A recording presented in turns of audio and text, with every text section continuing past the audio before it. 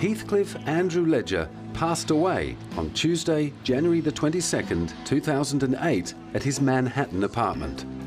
The story was repeated countless times in the weeks following his death. A masseuse arrived for a scheduled appointment.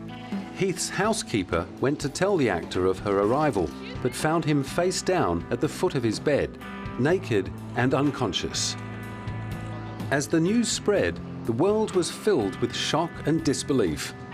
Even those who did not know Heath were affected by the devastating news of the young star's tragic passing.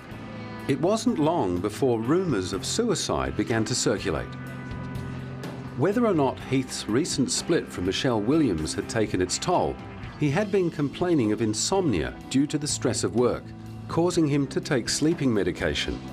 It was said pills were found strewn about the room.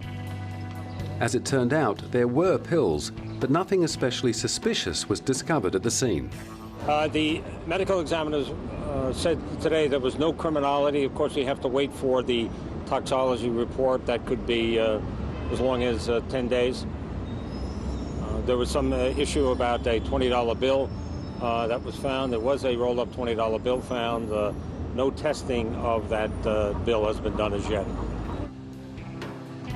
No suicide note was found, and it was reported that Heath had been his usual professional self only the Saturday before, while filming The Imaginarium of Dr. Parnassus in London, a fantasy adventure film that reunited him with his Brothers Grimm director Terry Gilliam.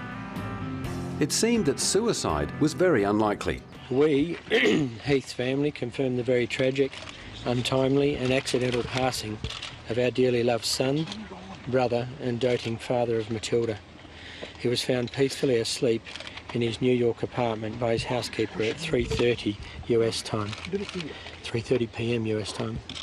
We would like to thank our friends and everyone around the world for their well wishes and kind thoughts at this time. Once autopsy results were revealed, it was clear that Heath's death had been a tragic accident after all, and illegal drugs were not a factor. According to the New York City Medical Examiner, Heath Ledger died of an accidental overdose of painkillers, sleeping pills, anti-anxiety medication, and other prescription drugs. It's terribly sad, and I'm still stunned by it and still get chills when I talk about it. On the other hand, I think it's important to talk about it. I think it's important to honor Heath. The dark and gothic fantasy that is The Dark Knight would stand as a tribute to Heath and his commitment to his work. His chilling performance as the Joker was universally proclaimed truly remarkable, undoubtedly contributing to the film's worldwide box office take of almost $1 billion. It seemed to me to be very important that the performance that Heath had given us get out there and be seen the way that he wanted it to be seen and the way he would have intended it to be seen. And what's very important to me is that I'm seeing audiences react to the character the way Heath wanted them to react to the character, and I think he'd be very proud of that. Like his fellow Dark Knight cast and crew, Heath's Hollywood contemporaries were deeply saddened by the loss of one of their most gifted colleagues.